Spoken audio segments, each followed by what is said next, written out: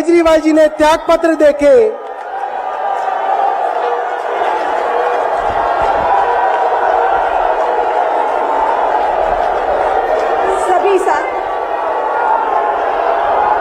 सभी साथियों को मेरा नमस्कार। आज आपके अपने केजरीवाल ने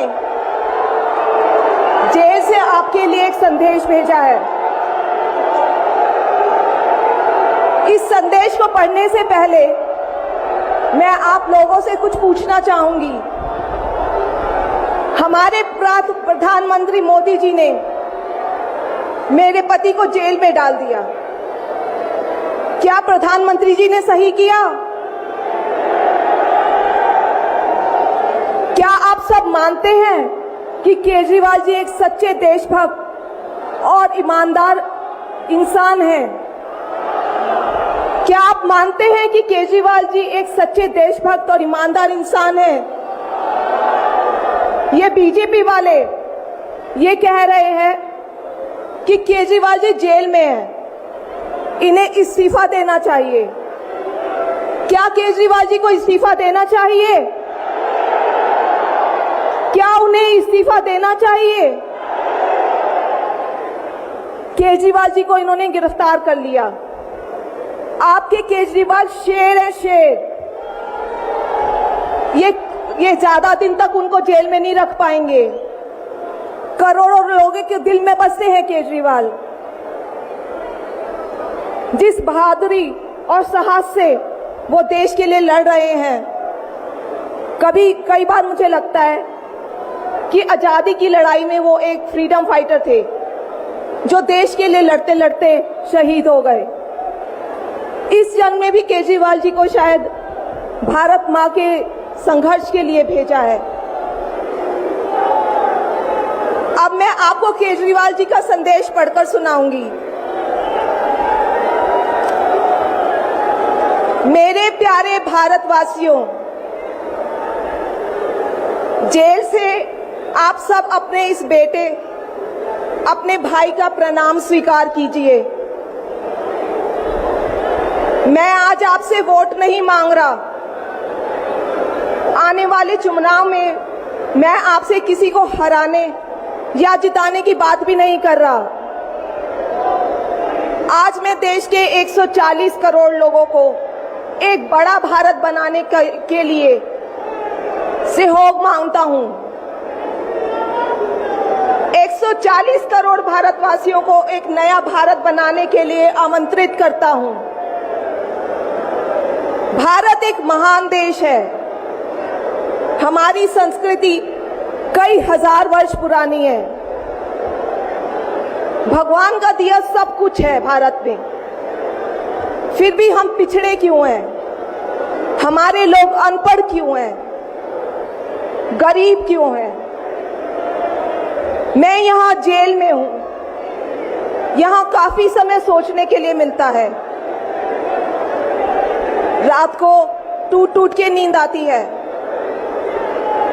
भारत माँ के लिए सोचता हूँ। भारत माँ बहुत दुखी है। भारत माँ दर्द में है, दर्द से कराह रही है।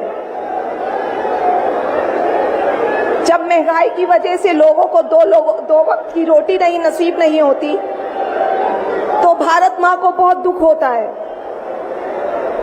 जब भारत माँ के बच्चों को अच्छी शिक्षा नहीं मिलती, 75 साल बाद भी सही इलाज के बिना लोग मर जाते हैं, तो भारत माँ बेबस और लाचार महसूस करती है। जब देश के कई हिस्सों में लंबे लंबे पावर कट होते हैं, सड़कें टूटी हैं, 75 साल बाद भी हालत खराब है, तो माँ को बहुत पीड़ा होती है। उस पर जब कुछ नेता सुबह शाम लच्छेदार भाषण देते हैं, शानो शौकत की जिंदगी जीते हैं, अपने दोस्तों के साथ मिलकर देश लूटने में लगे हैं, तो भारत माँ को बहुत गुस्सा आता है। ऐसे लोगों से भारत माँ को सख्त नफरत है। आइए मिलकर एक नया भारत बनाते हैं। के सपने का भारत, एक ऐसा भारत जहां हर इंसान को भरपेट खाना मिलेगा, हर हाथ को काम मिलेगा, कोई बेरोजगार नहीं होगा, कोई गरीब नहीं होगा, कोई अनपढ़ नहीं होगा, हर बच्चे को अच्छी शिक्षा मिलेगी, चाहे वो अमीर का बच्चा हो या गरीब का। हर बीमार को अच्छा इलाज मिलेगा, चाहे वो अमीर हो या गरीब। देश के कोने कोने में 24 घंटे बिजली होगी, देश के हर गांव में शानदार सड़कें होंगी। एक ऐसा भारत होगा जो पूरे विश्व में शिक्षा का केंद्र होगा,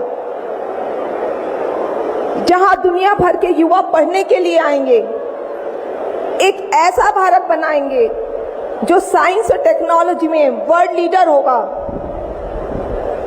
भारत के अध्यात्म को दुनिया के कोने कोने तक पहुंचाएंगे। एक ऐसा भारत बनाएंगे जहां कोई ऊंच नीच नहीं होगी, नफरत नहीं होगी, मारपीट नहीं होगी, गाली गलौज नहीं होगी, जहां सबको न्याय मिलेगा, प्रेम और भाईचारा होगा। आज मैं देश के 140 करोड़ लोगों को ऐसा भारत बनाने के लिए आह्वान करता हूं। यदि आप सब इंडिया गठबंधन को मौका देते हैं, जिम्मेदारी सौंपते हैं, तो हम सब मिलकर ऐसे महान राष्ट्र का निर्माण करेंगे। केवल नाम में इंडिया गठबंधन नहीं है, दिल में इंडिया है, दिल में।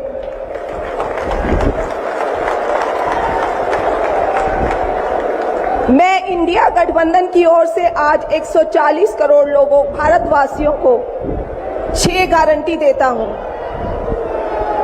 पहली, पूरे देश में 24 घंटे बिजली का इंतजाम करेंगे, कहीं कोई पावर कट नहीं होगा।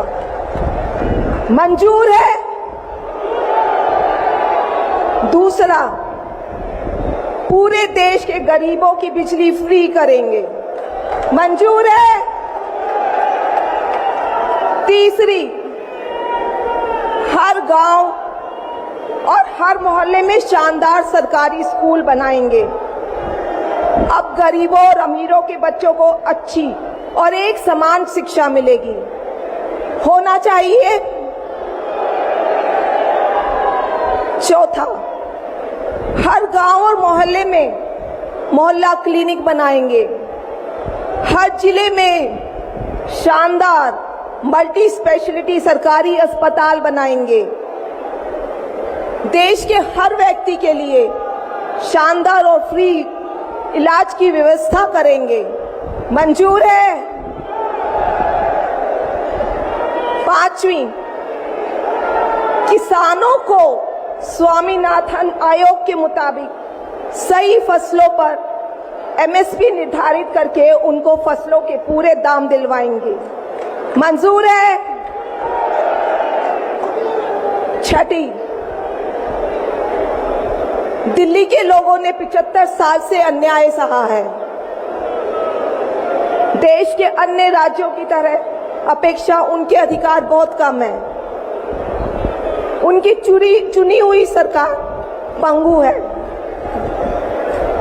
ये अन्याय हम समाप्त करेंगे, दिल्ली वासियों को उनका हक दिलाएंगे, दिल्ली को पूर्ण राज्य का दर्जा दिलवाएंगे, मंजूर है? मैं आज ये ऐलान करने के लिए अपने सभी इंडिया गठबंधन के साथियों से माफी मांगता हूं, क्योंकि ये ऐलान करने के पहले मैंने उनसे उनकी अनुमति या सहमति नहीं ली। जेल में हूं, इसलिए सहमति लेना संभव नहीं था। उम्मीद करता हूं कि किसी को इस पर आपत्ति नहीं होगी। ये सभी 6 गारंटी हम 5 साल में पूरी करेंगे। इसका पैसा कहां से आएगा, इसकी पूरी प्लानिंग कर ली है। मैं यहाँ जेल में स्वस्थ हूँ, पूरी ऊर्जा से भरा हूँ। इस गिरफ्तारी ने मेरे हौसलों को और मजबूत किया है। आपकी दुआएं और आशीर्वाद मुझे लगातार मिल रहे हैं। ऊपर वाला मेरे साथ है। जल्द बाहर आकर आपसे मिलता हूँ। आपका अरविंद।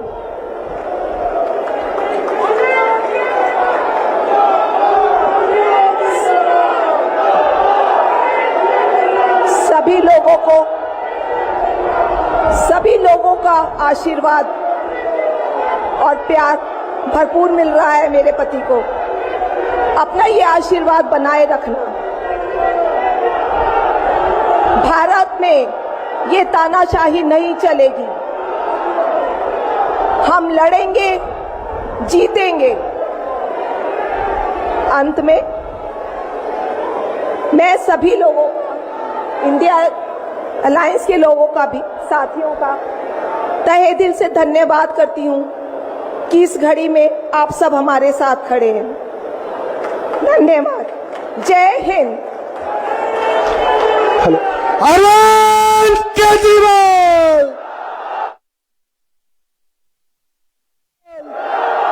लड़ाएंगे, लड़ाएंगे, लड़ाएंगे, लड़ाएंगे।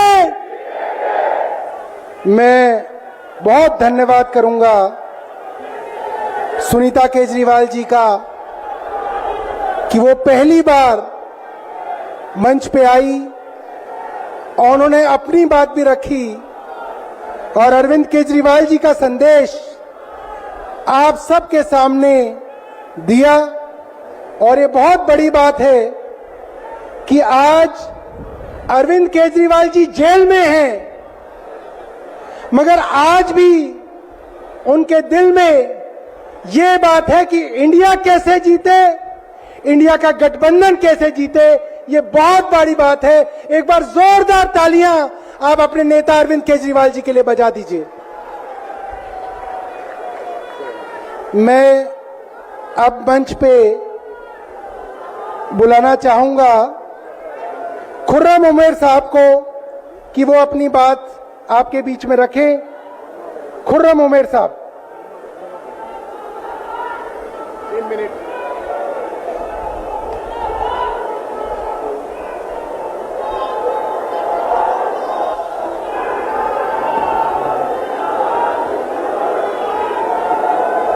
मंच पर मौजूद इंडिया गठबंधन के लीडर्स राहुल जी, खड़गे जी, फारूक अब्दुल्ला साहब, तेजस्वी यादव जी और सभी हजरात और देश के कोने कोने से आए हुए इस तारीखी रामलीला मैदान में मौजूद इंडिया गठबंधन के सपोर्टर और इंडिया गठबंधन के लीडर्स, आप सभी को मैं खुर्रम अनीस उमर इंडियन यूनियन मुस्लिम लीग को रिप्रेजेंट करता हूं और उसकी तरफ से आपको राम राम, सलाम, नमस्ते, सत श्री अकाल। दिल्ली का ये तारीखी रामलीला मैदान आज इस बात का गवाह है कि इंडिया गठबंधन इस बार एनडीए 10 साल के एनडीए गठबंधन जो करप्शन की इंतहा है, जो नफरत की इंतहा है, उसको मिटा देगा। ये इलेक्शन 2024 का एनडीए करप्शन का, एनडीए जुल्म का, एनडीए के नफरत की दुकान को मिटा देगा। आज इस तारीखी मैदान से राहुल गांधी जी की मोहब्बत की दुकान भी शुरू हो जाएगी। शायद ये राहुल गांधी जी का बहुत दिन बाद कोई प्रोग्राम है रामलीला ग्राउंड पर, स्पेशली खास तौर से मोहब्बत की दुकान आज यहाँ से शुरू करेंगे। इसके लिए बहुत बहुत शुक्रिया सभी लोगों का। मैं अपनी बात ज्यादा नहीं करूंगा, बहुत कम वक्त मुझे दिया गया है, मगर अरविंद केजरीवाल जी की धर्मपत्नी और हेमंत सोरेन जी की धर्मपत्नी यहाँ मौजूद हैं, तो मैं एक बार जोर से आप लोगों का समर्थन चाहूंगा। मैं भी केजरीवाल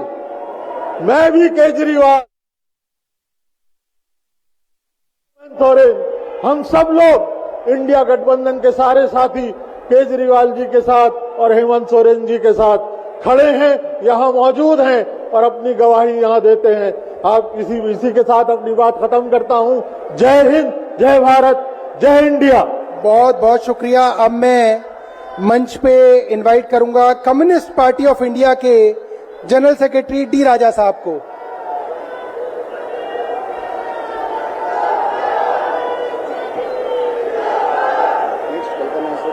ठीक।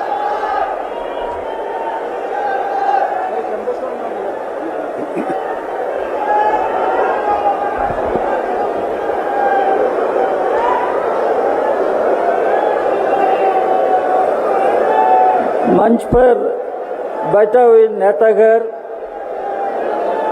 भाइयों बहनों, comrades and friends, communist party of India तरफ से आप सब लोग को क्रांतिकारी लाल सलाम। Respected leaders on the dais, comrades and friends, my party, the Communist Party of India, joins all of you to declare our common resolve to save India, to save Constitution, to save democracy, and to defeat BJP.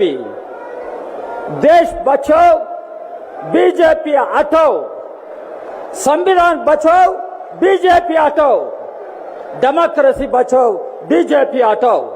This is our common resolve. We declare it and we demonstrate our collective strength. Mr. Modi, you cannot take India for granted, the people of India for granted. I take this opportunity to condemn the arrest of Mr. Kejriwal, the Chief Minister, the elected Chief Minister of the elected government in Delhi, which is the national capital of India. Not only Mr. Kejriwal, several other leaders have been arrested. In Jharkhand, former Chief Minister Hemant Soren and several other leaders have been arrested. The government, union government, is using ED, income tax authorities and all central agencies to target the opposition parties, to strangulate the opposition parties, intimidate the opposition parties. Mr. Modi, this cannot succeed. Today, I recollect what Dr. Ambedkar said. Dr. Ambedkar, the prime architect of Indian Constitution, he said everyone should follow the constitutional method. Everyone should uphold the constitutional morality. Mr. Modi, are you following the constitutional method?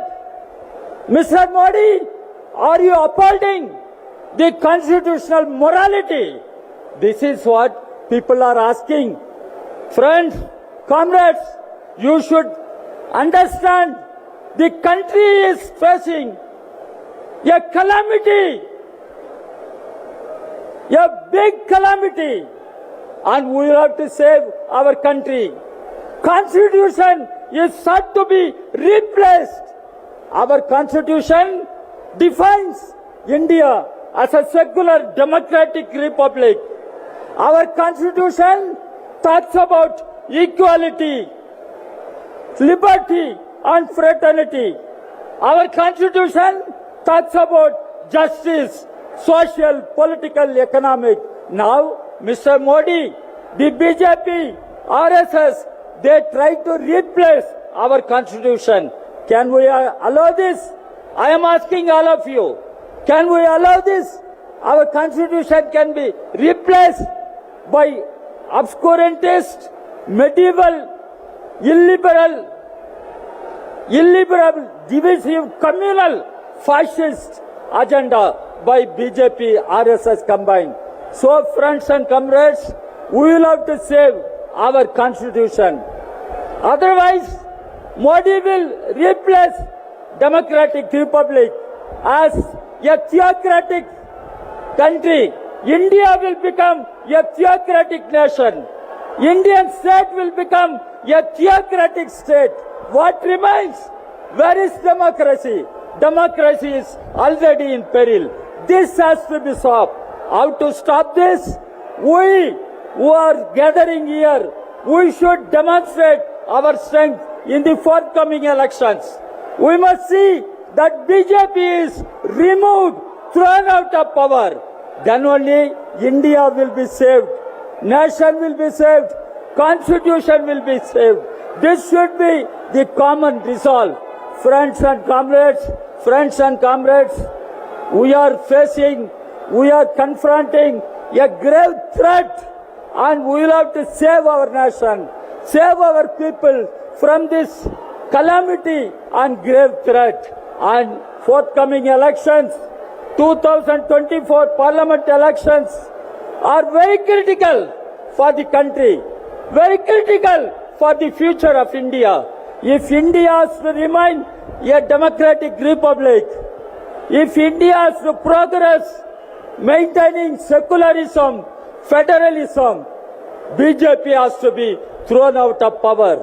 Now, what is happening? Mr. Modi and his regime are grabbing all rights and powers of state governments. Delhi doesn't have statehood. Puducherry doesn't have statehood.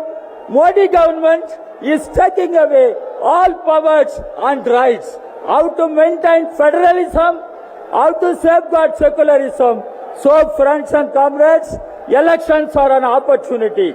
Let us use this opportunity to defeat BJP, throw out Mr. Modi and BJP from power.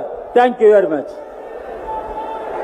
बहुत बहुत धन्यवाद। मैं सभी वक्ताओं को निवेदन करना चाहूंगा कि आप इस बात को समझिएगा। मैं सबसे करवद निवेदन कर रहा हूं। मैं बहुत छोटा हूं आप सबसे पॉलिटिक्स में, उम्र में, मगर बहुत सारे वक्ता हमारे बीच में हैं जिनको लोग सुनना चाहते हैं। हमारे बीच में कल्पना सोरेन हैं, डेरेक ओब्रेन हैं, फारूक अब्दुल्ला साहब हैं, अखिलेश यादव जी हमारे बीच में हैं, सीताराम येचुरी हमारे बीच में हैं, तेजस्वी यादव हमारे बीच में अभी भाषण देंगे, राहुल गांधी जी हमारे बीच में हैं, अपना भाषण देंगे, भगवंत मान साहब अपनी बात रखेंगे, एनसीपी से शरद पवार अपनी बात रखेंगे, मल्लिकार्जुन खड़गे जी अपनी बात रखेंगे। मैं सभी श्रोताओं को ये निवेदन करूंगा, इनकी बात ध्यान से सुनिए, और जितने भी हमारे नेतागण माइक पे आए, मेरा करबद्ध निवेदन है छोटे में बोलिएगा ताकि सब लोग अपनी बात जनता को रख सके, क्योंकि हमने एक समय सीमा दी हुई है। उस समय सीमा से पहले हमें इस मामले को, इस कार्यक्रम को खत्म करना है। मैं अब इसी साथ हेमंत सोरेन जी, झारखंड के मुख्यमंत्री जो थे, उनकी पत्नी कल्पना सोरेन जी को आमंत्रित करूंगा, वो मंच पे आए और अपनी बात संक्षिप्त में रखें। जोरदार तालियां बजाइए, हौसला बढ़ाइए कल्पना सोरेन जी का। आज हेमंत जी जेल में हैं, तो आप लोगों की जिम्मेदारी है कि इतनी तालियां बजे कि हेमंत सोरेन जी को जेल में आपकी तालियों की आवाज सुनाई दे। बहुत बहुत धन्यवाद।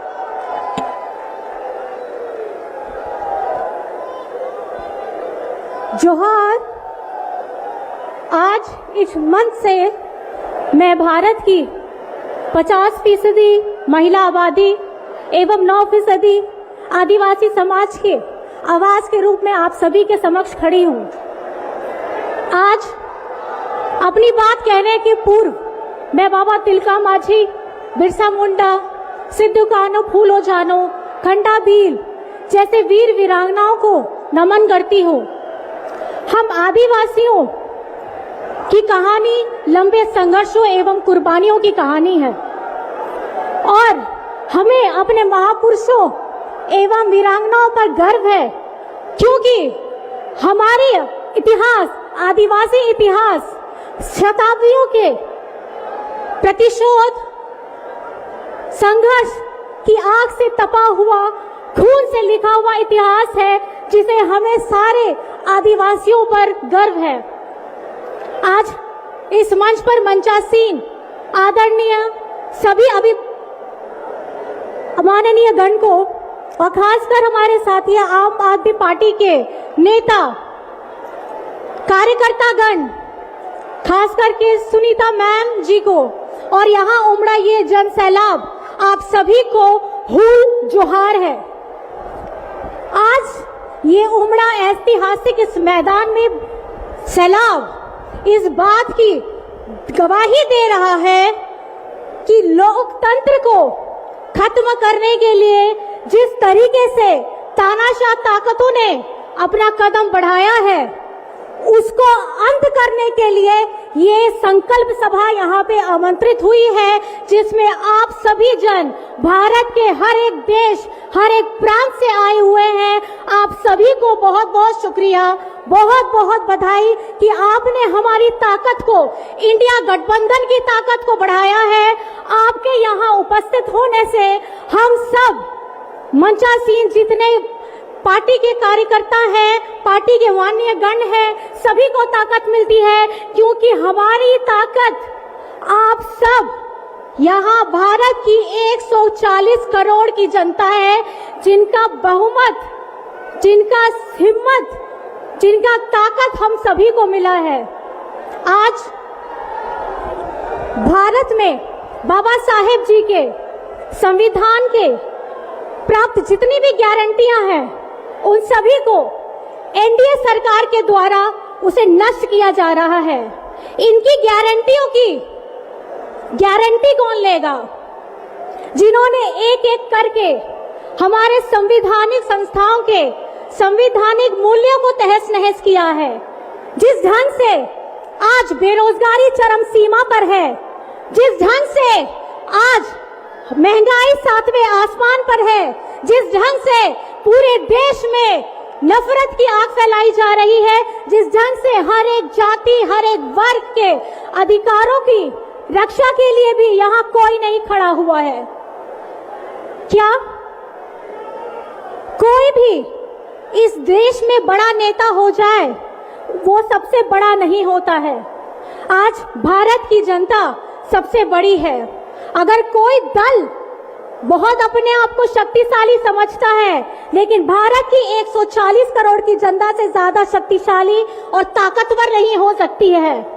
आपकी एक उंगली, इस उंगली का इस्तेमाल करिएगा।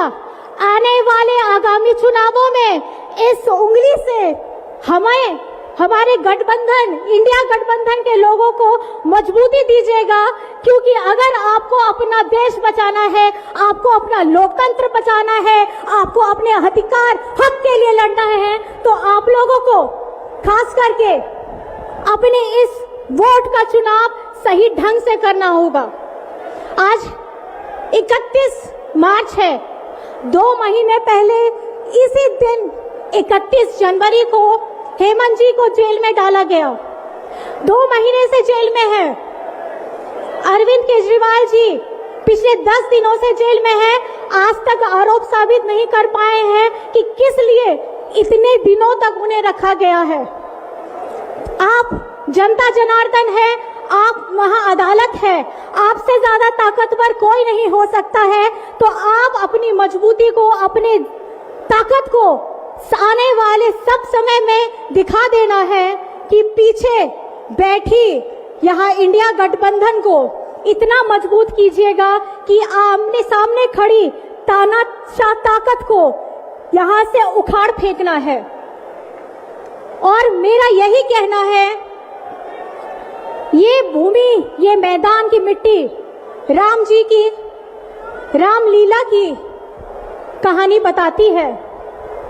हम सभी को ये याद रखना है कि श्री राम भगवान जी ने अपने युद्ध करते समय में भी नीति, नियमों और आदर्शों का पालन किया था और जिस तरीके से उन्होंने शक्तिशाली होते हुए भी हमेशा धैर्य एवं सहनशीलता दिखाई है और जिस तरीके से उन्होंने ज्ञानी होते हुए भी ज्ञान पाने की तत्परता दिखाई थी और जिस तरीके से युद्ध में अपने प्रतिद्वंदियों को हरा करके भी उन्हें सम्मान की दृष्टि से देखा था, आज हमें सबको भगवान श्री राम जी के आदर्शों को सच्चे ढंग से समझने की जरूरत है।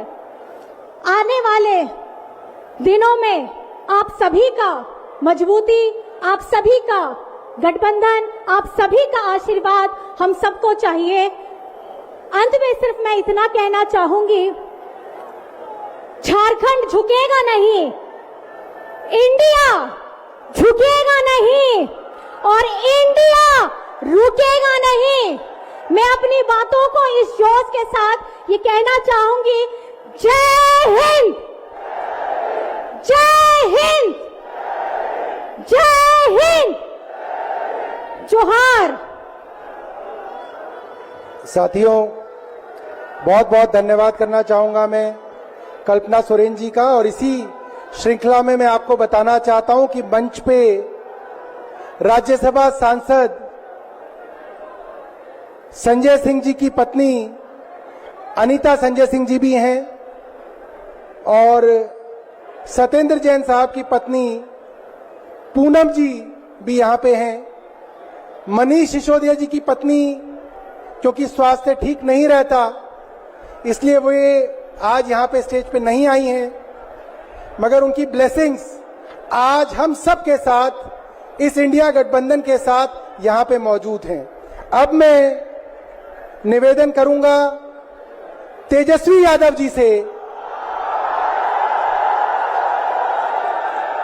कि वे आपके बीच में आए और अपनी बात रखें।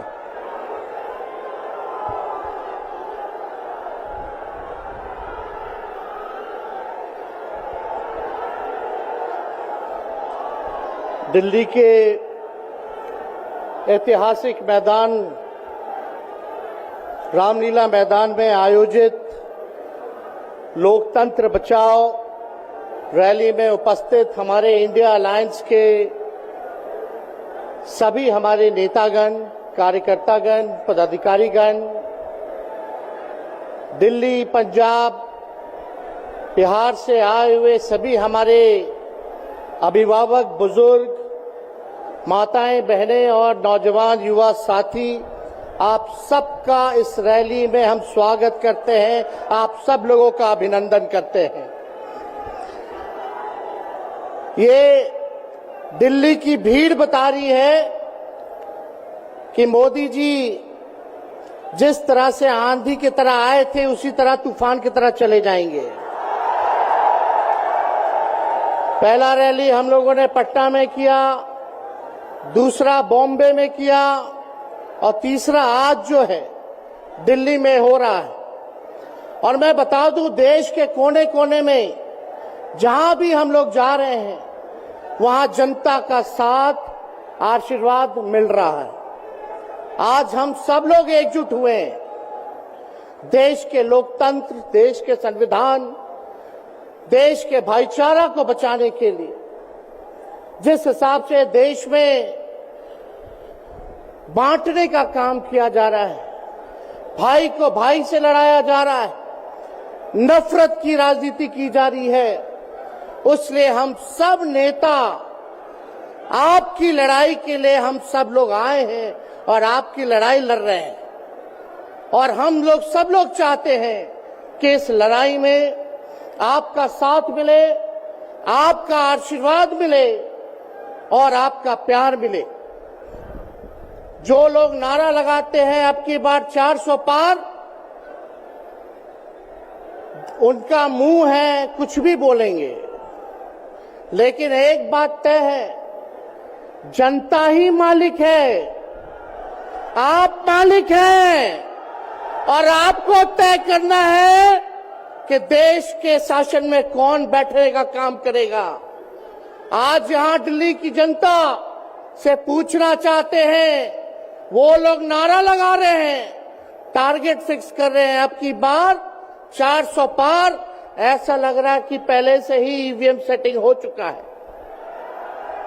ये लोग फिर भी आप लोगों से पूछना चाहते हैं कि आप लोग, ये लोग जो नारा लगा रहे हैं, क्या वो सच होगा या वो सत्ता से बेदखल करिएगा? हाथ उठा के बताइए, इनको सत्ता से बाहर करना है कि नहीं करना? आज हम सब लोग देख रहे हैं कि देश में अघोषित इमरजेंसी लागू हो चुकी है। देश में सत्ता में जो लोग बैठे हैं, तानाशाह रवैया अपनाने का काम कर रहे हैं, घमंडी हो गए हैं लोग। और आज हम लोग किसी को गाली देने नहीं आ रहे, लेकिन जो आंख से देख रहे हैं वो बताने आ रहे हैं, जो महसूस कर रहे हैं वो बताने आए हैं। सत्ता में लोग जो बैठे हैं, विपक्ष का धर्म बनता है, कर्तव्य बनता है कि उनसे हम लोग सवाल करें। आज मेरा मानना है कि देश में सबसे बड़ा अगर दुश्मन है तो बेरोजगारी है, महंगाई है, गरीबी है। आज यहाँ लोग हैं, नौजवान हैं, नौजवानों से पूछना चाहते, बताओ कितने नौजवान यहाँ जो है मोदी जी ने नौकरी दिया? हाथ उठा के बताइए। कोई नहीं मिलेगा। मोदी जी ने कोई नौकरी नहीं दी, सब कुछ जो है प्राइवेटाइज कर दिया। और हम लोगों ने बिहार में, जब कांग्रेस लेफ्ट इंडिया अलायंस की सरकार थी, 17 महीने में 5 लाख नौकरी हम लोगों ने देने का काम किया। आज किसान तबाह है, युवा परेशान है, लेकिन किसानों से मोदी जी को मिलने का समय नहीं है। मोदी जी मिलते तो प्रियंका चोपड़ा से मिलेंगे, किसानों से नहीं मिलेंगे।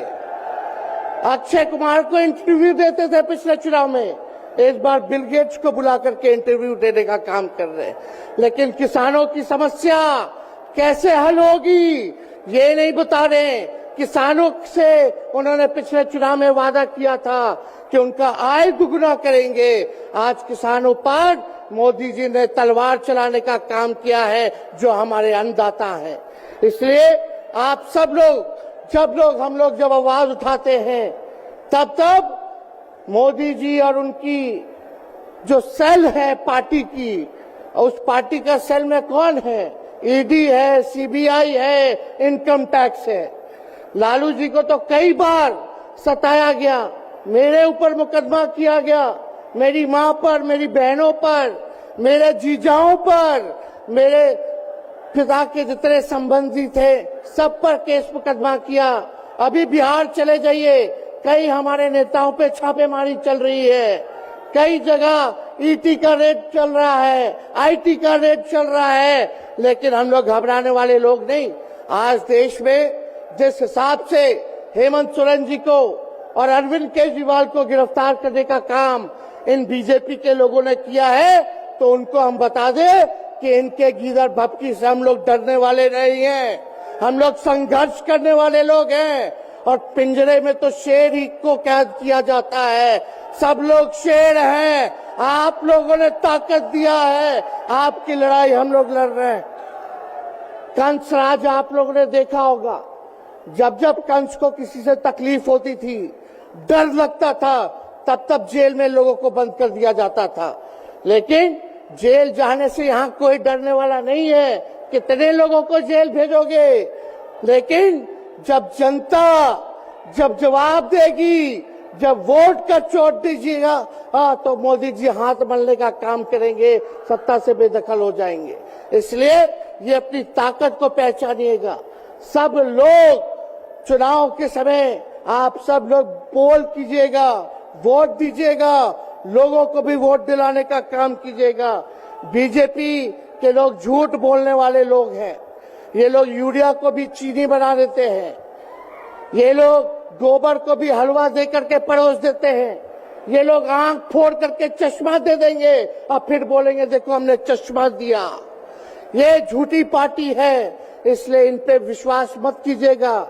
मोदी जी कहते हैं कि उनका गारंटी मजबूत गारंटी है, गारंटी की बात करते हैं। हम बोलते हैं मोदी जी की गारंटी वैसी ही गारंटी है जैसे चाइनीज माल होता है, 2-4 बार इस्तेमाल करोगे और वो गारंटी जो है खत्म हो जाता है, टूट जाता है, खराब हो जाता है।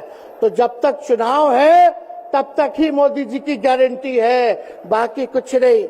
2 करोड़ रोजगार का क्या हुआ, 15-15 लाख रुपए का क्या हुआ, ये जवाब नहीं देने वाले, लेकिन हमेशा जो है प्रोपेगेंडा चलाने का काम करते हैं और लोगों को भटकाने का काम करते हैं। इसलिए आप सब लोगों को सावधान रहना पड़ेगा, इनके झूठ पे आप लोग विश्वास मत कीजिएगा। और हम सब लोगों ने आज तस्वीर देखा, आज तस्वीर क्या देखा कि आज महामहिम राष्ट्रपति जी आडवाणी जी को भारत रत्न देकर के सम्मानित कर रही थी। मोदी जी आडवाणी जी के बगल में बैठे हुए हैं, राष्ट्रपति खड़ा होकर के सम्मानित कर रहे हैं, लेकिन मोदी जी खड़ा भी नहीं हुए राष्ट्रपति के सम्मान में, खड़ा भी नहीं हुए। इससे पहले भी हम लोगों ने तस्वीर देखी कि राष्ट्रपति पीछे पीछे चल रही है, मोदी जी आगे आगे चल रहे हैं। ये हम आप सब लोगों को बताना चाहते हैं कि इनका संविधान पे कोई विश्वास नहीं है। ये लोग नागपुरिया कानून को लागू करना चाहते हैं, आरएसएस के एजेंडे को लागू करना चाहते हैं। इसलिए ज्यादा कुछ ना कहते हुए एक आंकड़ा हम जरूर बताना चाहेंगे। देश में इंटरनेशनल लेबर ऑर्गेनाइजेशन ने सर्वे किया है, उसमें आंकड़े हैं कि आज देश में बेरोजगारों में से 83% युवा हैं। पढ़े लिखे युवाओं में बेरोजगारी लगभग 65% है। ग्रामीण क्षेत्रों में सिर्फ 17.5% युवाओं के पास ही काम है। यानी भारत की आत्मा गांव में 82% युवा आज बेरोजगार हैं और मोदी जी इसके बारे में कोई काम नहीं किया। आप एक बार विश्वास कीजिएगा, अगर इंडिया सरकार की अलायंस की सरकार बनती है तो नौजवानों को हम लोग नौकरी देने का काम करेंगे, बेरोजगारी को दूर करेंगे।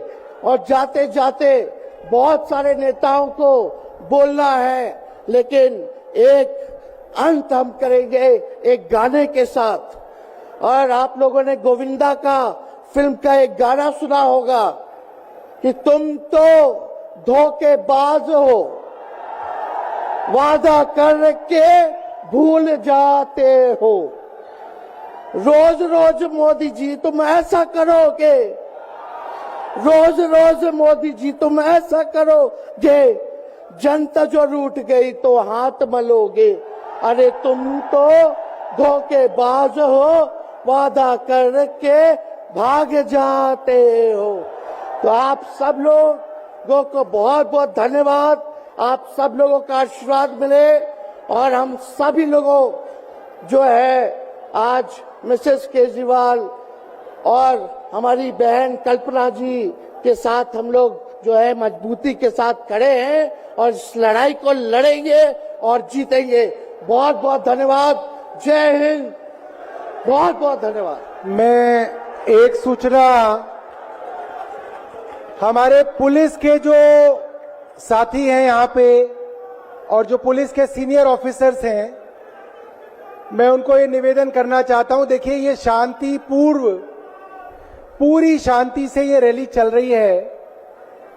बहुत सारे लोग अभी रैली में ग्राउंड के बाहर हैं, आप लोगों ने एंट्री बंद कर दी है, ये बात ठीक नहीं है। लोग बाहर खड़े हैं, आप उसकी एंट्री खुलवाइए और लोगों को अंदर आने दीजिए। ये जितने भी पुलिस के साथी मेरी बात सुन रहे हैं और अगर यहां पे कोई सीनियर ऑफिसर हैं तो मैं उनको ये कहना चाह रहा हूं कि आपने एंट्री रोक दी है, लोग बाहर खड़े हैं, आप लोगों को अंदर आने दीजिए। अब मैं इनवाइट करूंगा तृणमूल कांग्रेस से डेरेक ओब्रायन अपनी बात आपके बीच में रखेंगे। जोरदार तालियों से स्वागत कीजिए।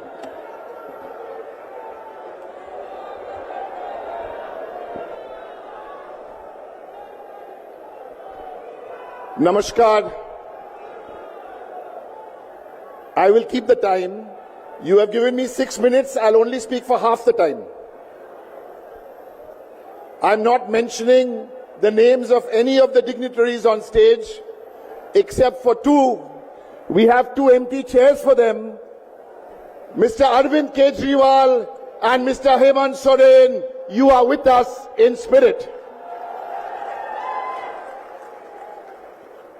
Let me first state, the All India Trinamool Congress is very much, was, is, and will be part of the India Alliance. This is a fight. BJP versus democracy. This is a fight for Modi guarantee, which has zero warranty. Modi guarantee, zero warranty. Zero warranty when it comes to price rise. Zero warranty when it comes to jobs. Zero warranty when it comes to protecting your institutions, the people's institutions. Friends, after the tragedy of Pulwama, former Governor Satyapal Malik, not me, not any party from here, former Governor Satyapal Malik has publicly said that Narendra Modi did not even want to know the truth to come out. The truth about 40 of our brave Jawans who sacrificed their lives. What did Narendra Modi want to hide? Why did Narendra Modi do cheap politics when our Jawans sacrificed their lives? Desperately seeking votes was Modi. We want the truth to come out to honor our brave Jawans. We demand a white paper so the truth comes out. Sagarika Ghosh, my colleague, will use the remaining time to speak in Hindi. Greetings from Mamta Banerjee, who has begun her campaign in Bengal today as we speak, to take on the BJP. Greetings and good wishes from her. News 24 के निष्पक्ष पत्रकार बताएंगे 24 का सियासी गणित, 24 का चौसर। को-पावर्ड bye Rakesh मसाले, असली स्वाद बांटने से बढ़ता है। Signature finest silver elaichi, a premium product from Dilbagh. Associate sponsor, नजदीकी डीलर पर जाएं, UTL solar sun plus free पाने का मौका पाएं। ना पूंजीवादी ना समाजवादी, आजाद भारत में तरक्की की स्वदेशी सोच, वो सोच जिसने एम्स, आईआईटी, आईआईएम जैसे संस्थानों को जन्म दिया, वो आइडिया जिसने व्यवस्थित और संतुलित विकास का रास्ता दिखाया, वो सोच जिसने अनाज में आत्मनिर्भर बनाया, सरहद को मजबूत बनाया।